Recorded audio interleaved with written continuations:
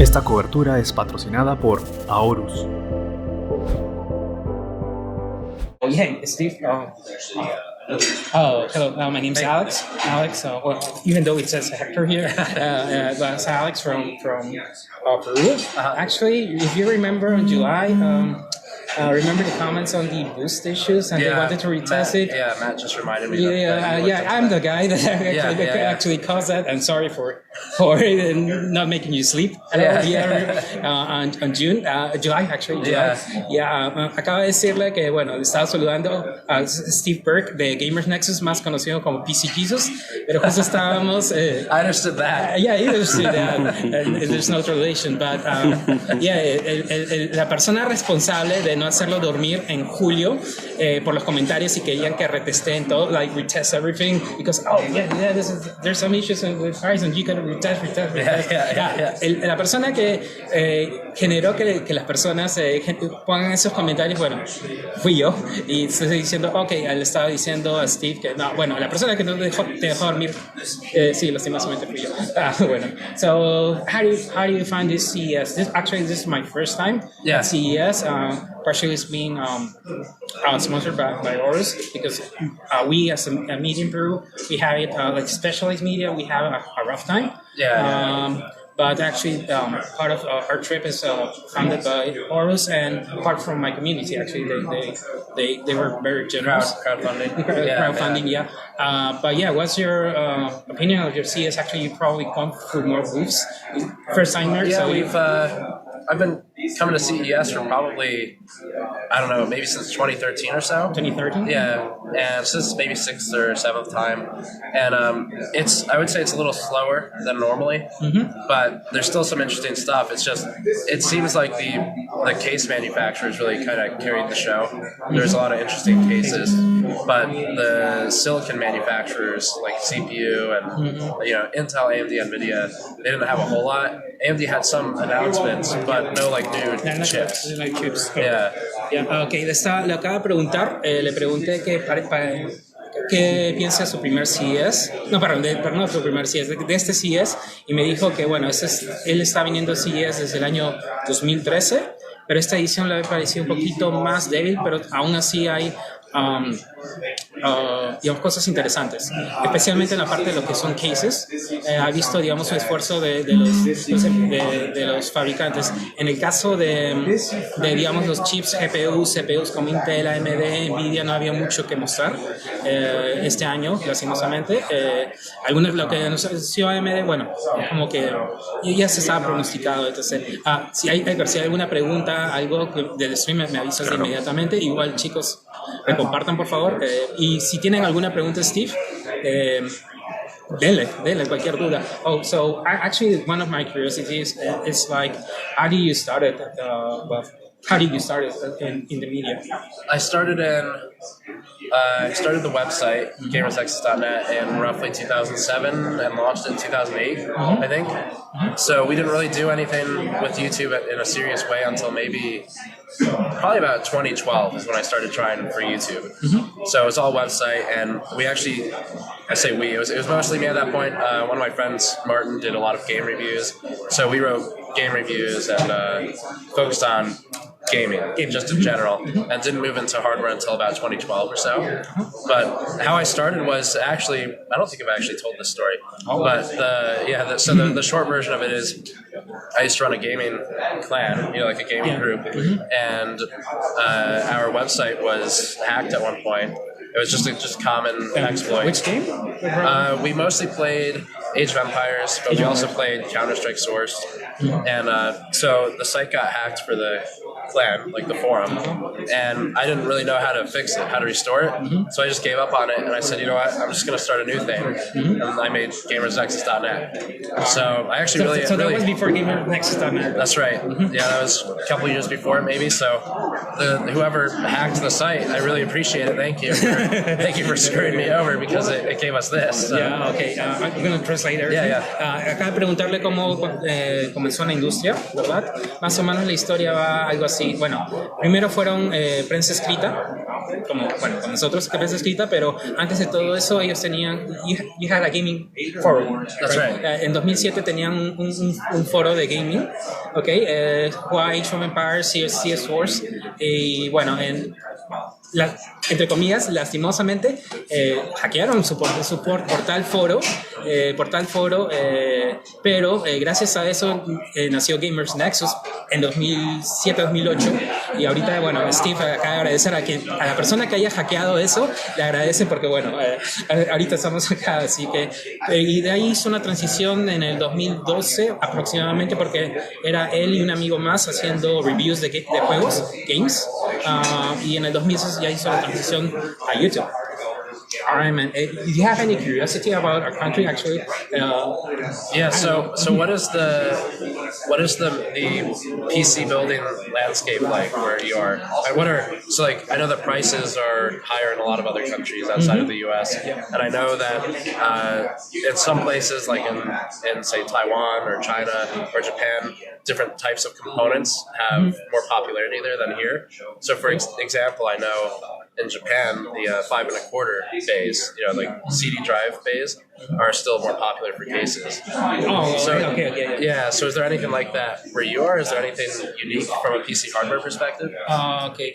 Voy a traducir lo que translate what you said. Él acaba de preguntar si hay algo que le gustaría saber de nuestro país, y acaba de preguntarme cómo es el ambiente, o digamos, cómo es el mercado en Perú. ¿Cómo es el mercado en Perú? Le voy a responder primero a él y después le voy a traducir. Well, actually, our ASP is, if you talk about the greater market share, it's a way lower price than US, for example. Okay. There's a lot of A320 motherboards with Ryzen APUs, also H310 with Intel stuff, and maybe even the GT210. I think it's still being sold massively or something like that. I don't remember right now this SKU. Are the prices okay? Our prices it's higher than the US, of course, but I think in Peru, at least, in our country, our prices are okay compared to the other Latin American countries, especially Argentina. I think they have a currency issue right now. There's a lot of political stuff going on the whole continent, but like I will give you an example. They closed our Congress this year, right? Okay. And for 1 day and 2 days, all PC manufacturers, all PC brands were like, "What's going to happen?" And the whole country was like, "What's going to happen?" But by the second day, nothing's going to happen. Fine. It's fine. But there are countries in Latin America right now, brands are like, there's no stability at all. Right. Le he explicado que la mayoría del mercado peruano se mueve con, digamos, productos con un ticket de valor mucho menos que Perú, ¿verdad? Digamos, placas de 450, 320, H310 con procesadores a esto, e incluso creo que todavía sigue vendiendo GT210, cosa que nos sorprende. Pero digamos, en nuestro país, por lo menos en Perú, el panorama económico y político es mucho más estable que, digamos, algunos ahorita países que han sufrido, digamos, crisis políticas y también del tipo de el tipo de cambio, por ejemplo, en Argentina. I was going to ask you a question right now, but just totally forgot. Edgar, ¿sí hay algún comentario? No sé, ¿has visto algo? Aún no. ¿No? ¿Cuál es su primer milagro en el tema de las PCs? Oh, yeah, just and ask a question. What was your first miracle as a PC Jesus you've done in the world? I think I used to fix a lot of laptops and stuff, so that was kind of common for me, fixing laptops. But I would say probably the first really good fix I did was when, like the AMD CPUs, of course, they're PGA. So when, I'm sure you know this, when you take the cooler off the CPU. It can get out, yeah. So there was one where the pin got stuck, or it came off. It came off? Okay. So what I did was I took the pin and I put it back in the right hole on the motherboard, and then I put the CPU in it, and it still works perfectly fine. Because the pin's in the right hole, so it's still there, but I can only use that CPU with that motherboard.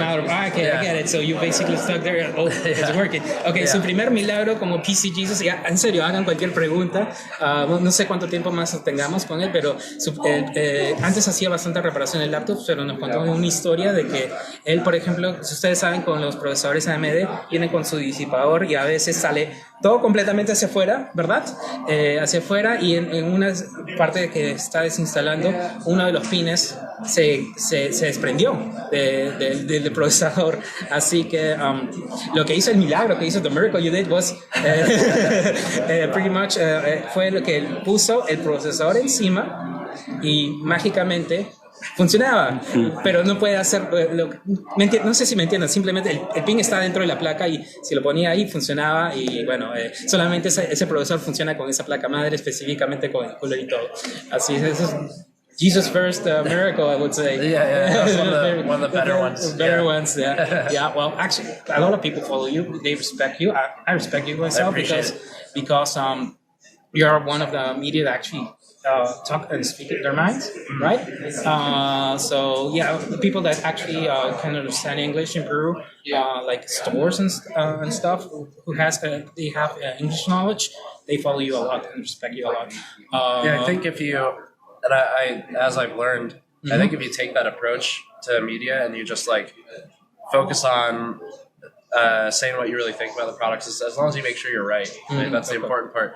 But if you focus on just really trying to speak for the consumers and try to improve what's coming out in the industry, then you can get pretty far on that because the companies will respect you more. Some of them don't like it, obviously, but the right people at the right companies, like like Gigabyte's representative right now, for example. Yeah. So the right people really want to do good things and improve the product. And I think speaking your mind on it helps improve the product, and the company will respect you. And if they don't, then whatever. Right? You deal with it. You just buy their stuff from that on if you can afford it, and if not, then you work with someone else. All right. Okay, me está diciendo que bueno, lo que lo respetamos bastante como media, como también las personas que entienden inglés y lo siguen a él en YouTube, en Gamers Nexus, pero digamos de la nada me comenzó hablando de que bueno, lo importante en este medio, lo que se enfoca bastante ha sido que simplemente uno diga lo que piensa, aunque sean cosas, digamos, que no le agraden a todas las marcas, ¿verdad? Pero lo importante de eso es que estés correcto al momento de decir algo. Algunas marcas van a respetar. ¿Quieres interrumpir? No, continúa.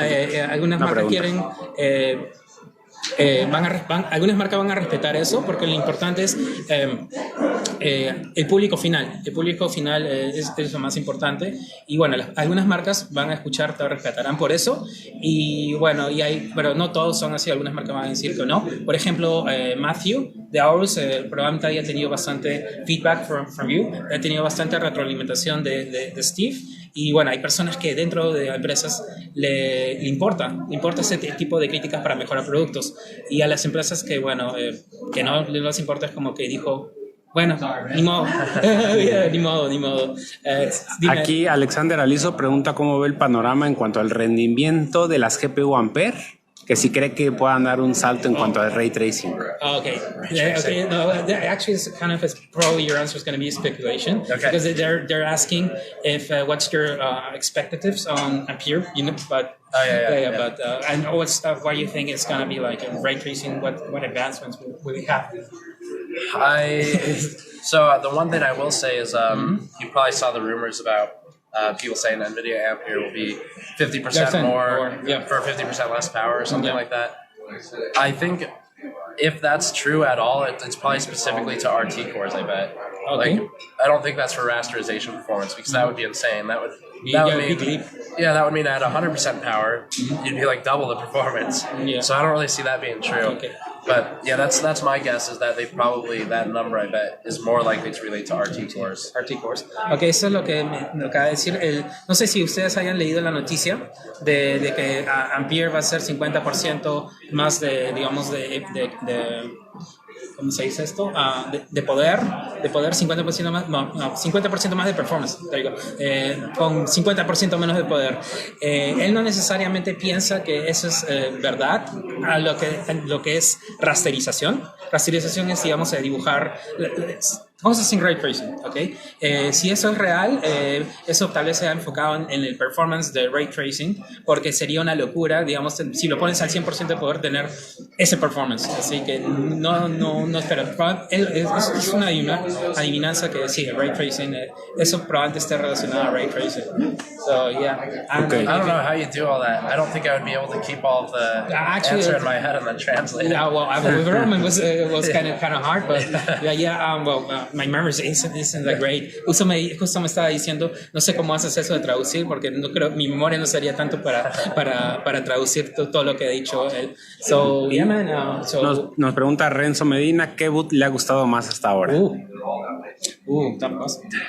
Which booth you like the most? Booth, yeah, really. That is hard. I think I saw the most improvement probably from Lian Li. I was there too. Yeah, Lian Li had a lot of improvement for their cases with all the new mesh. The mesh, O11 Mini too was. O11 Mini is good. The Unifan. The Unifan, yeah, cool. I already tried it. Yeah, so I think they had the most interesting stuff, and a lot of that has to do with its prototype. So Lian Li isn't afraid to show an unfinished product, and I think that's at this show that's a good thing because it means that when we give people like you and I give feedback, there's still time for them to do something. Yeah. Okay, dijo que dentro de todos los booths el que le impresionó bastante ha sido el de Lian Li. No sé si ustedes vieron nuestro coverage de Lian Li, si no, visítenos en YouTube, también hicimos un video al respecto, pero estaban mostrando los nuevos cases que mostraron, por ejemplo, el O11 Dynamic Mini. Y lo que le gusta de Steve de Lian Li es que a Lian Li no tiene, digamos, ningún problema de mostrar cases, digamos, productos que no están 100% terminados, que están, digamos, son prototipos, porque, digamos, cuando nosotros vamos ahí y damos nuestro digamos, retroalimentación, el feedback a la marca, todavía puede ser que haya algunos cambios que puedan hacer hasta la versión final. Ok, y otra pregunta, ¿cuál es el mejor enfriamiento o disipador líquido para procesadores de 8 núcleos o más? Okay. There might be some conflict of interest, but I go ahead. Before continuing, the knowledge of PC gaming and PC parts in Peru might not be as high as United States probably. Okay. So actually, I received a lot of even basic questions, but. Going through the question of the user, it was like, which one you consider the best all-in-one cooling AIO for CPUs with 8 cores or more? Okay. So like the best closed loop liquid cooler for a like a higher core count Ryzen CPU or something, for example. So best is kind of a hard term for closed loop liquid coolers because a lot of them are really kind of the same. A lot of them have the same supplier. Asetek is the name of the common supplier. And the other one would be Coolit or Dynatron, Apoltec. So a lot of the closed loop liquid coolers are made by the same people. And ultimately the differences are mostly down to the fans on the radiator. Yep. So noise. So really what you're looking for is if you care about looks, then I guess buy based on looks. Yeah, we got the Aorus one for looks. Yeah, or like, and NZXT focuses a lot on looks. And looks too. Yeah. Or Cereal also too. Yeah. And then if you like performance, I would say focus on like what has the best noise normalized thermals. So really the X62, the Kraken X62 is very good. It's a bit expensive though. So if you wanted a cheaper one, the EVGA CLC 280 is good, but the fans are loud, so the user just has to bring the RPM down. Okay, I'm going to translate everything.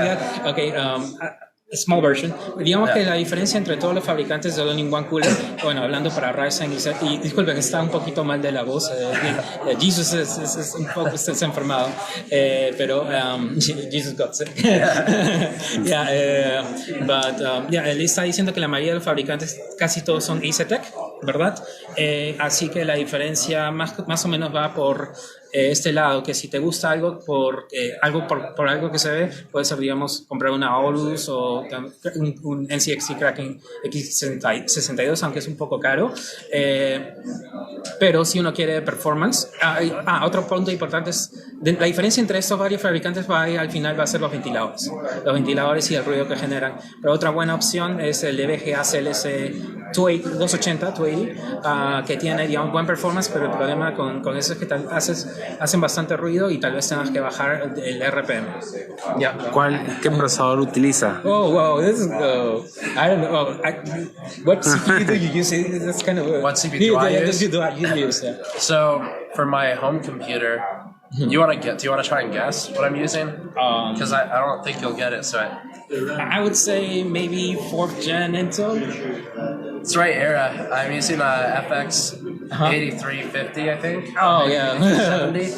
Except I lowered the voltage and the frequency because it was running too hot. So it's just an FX CPU. It's not good, but it's fine for doing Chrome and accounting and stuff. And then on my work computer, I think I use a 6800K. So the Intel part, we try to use older parts for our work systems because the new stuff needs to be tested. Maybe sometimes retest it too. Yeah. So when a CPU, we stop testing it and retire it, then we'll put it in one of our systems. All right. Okay. A ver, en la PC de su casa que usan, aunque no crean, es un FX 8350 y es bastante calentón, pero ha bajado el voltaje también como frecuencias para no tener temperaturas tan elevadas. Eso es para en su casa, que es lo suficiente para, digamos, navegar Chrome y para digamos, hacer cosas de contaduría. Pero en Gamer Studio, en your work, en Gamers Nexus, en la oficina de Gamers Nexus, ellos usan un 6800K para hacer, digamos, temas de trabajo, o su computadora personal en el trabajo. Bueno, y eso es lo que I think I might have forgotten something, pero eso es lo que usa ambos, Intel y AMD. Okay. ¿Qué piensa de los productos de Intel para consumidor final? ¿Creen que AMD pueda ganar la cuota en el mercado? ¿Que AMD le pueda ganar a Intel en cuestión de los procesadores para consumidor? What do you think right now about Intel? And do you think if AMD can gain more market, AMD can gain more market share? Because, Mercury Research, more or less there, AMD is almost 20% AMD, right? And 80% is pretty much still Intel worldwide. Right. What do you think of it? So we're seeing for affiliate sales, like on Amazon, we're seeing 93% of the CPUs our viewers buy are AMD CPUs now. So definitely they're gaining market share for sure. And then what do I think of Intel? Well, I think right now Intel's kind of. I just did it. Do you know who Gordon is from PC World? Gordon. Yeah, I just did a video with him, and the topic was "Is Intel screwed?" Part 2. Oh yeah, I remember from last year. So we did a revisit. And our answer was yes. Right now there's nothing on the roadmap for the immediate future. So Intel has a lot of money and it has a lot of engineering resources, but it still needs time. So I think right now Intel's in rough shape maybe for the next couple of years. Okay, voy a responder. Justo hace un rato, I saw you guys on the first one doing the interview. Yeah, I was taking the cab to another place and then come here. But lo que piensa él de Intel es como que justo estaba haciendo una entrevista con Gordon de PC World antes de venir acá y justo estaban hablando por la segunda parte si Intel está jodido, parte 2. Jodido means screwed. Intel está jodido, parte 2.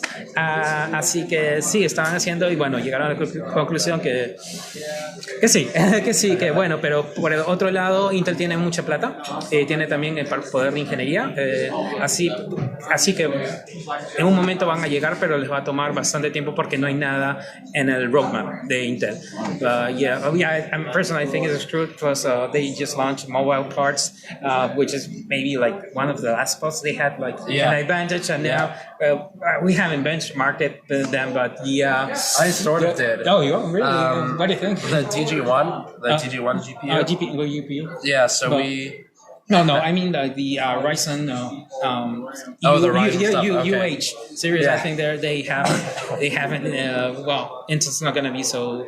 In that part of laptop parts. Yeah, I think Intel has the best chance on the lower power. The 15, like the U series. The U series power. Mm-hmm. I think for higher performance, AMD will probably pull ahead. Mm-hmm. So for people who really super care about power on their business notebook, it might still be Intel for a little bit. Mm-hmm. But I don't know. I don't know how long, right? Yeah. AMD's catching up. Que justo estamos mencionando la parte que justo Intel está jodido un poco por decirlo, sino por decir mucho, pero justo está hablando de la parte de la serie U y la serie H de Ryzen que fue anunciada en el CES. Él piensa que en la parte de la serie U, que son de 15 watts, todavía Intel puede ser que tenga todavía un nicho ahí, o digamos le va a ir todavía bien ahí, pero en la parte de alto performance, high performance, la serie H, sí, AMD probablemente lo supere en ese tipo de PCs. I don't know. You want to wrap it up? It's up to you. Sure. Yeah. Because I probably have. Your voice is pretty well. One last. I'll take one more. Okay, Sure. Sure. Hay una última pregunta. La última pregunta es ¿qué es lo que más le ha gustado del CES 2020? Ya es lo del boot, ¿no? Sí, ya. Ok, listo. Okay. There's no questions. Very much, but maybe some. Say hi to your fans. Yeah, sure. You want me to help you out? Sure. Yeah. I wrote the first part. Yeah, you did. Yeah. Okay. Hola amigos. Hola amigos. De Perú. De Perú. Soy Steven Berg. Soy Steven Berg de Gamers Nexus. De Gamers Nexus. También conocido como. Conocido como PC Jesus. PC Jesus. Y les mando un saludo a todos. Y les mando un saludo. A todos. And actually 2 people tell me to say hi. 3 people. You can say hi to. Okay, let's see. Parca Sombría. Yeah. Istafnil. Hi. Istafnil. Yeah, that was easy. And Pablo Andres. Pablo Andres. Yeah, there he goes. I keep my promise, guys. And hopefully I'll see you. Sometime when you're leaving. Next show. We're leaving Saturday. I'm leaving Saturday too. Yeah. I got some meetings to go right now. Run to. Yeah. And you probably have to record stuff. But if we meet each other, you say hola. Hola, Chancho. Actually, you can call me Chancho. Chancho actually means pig. What does it mean? Pig. Like a pig. Okay. I don't know why I chose that name, but you got it and just stayed with it. Okay. Pleasure to meet you, man. Yeah, it was fun. It was fun. Thanks. Bye, guys.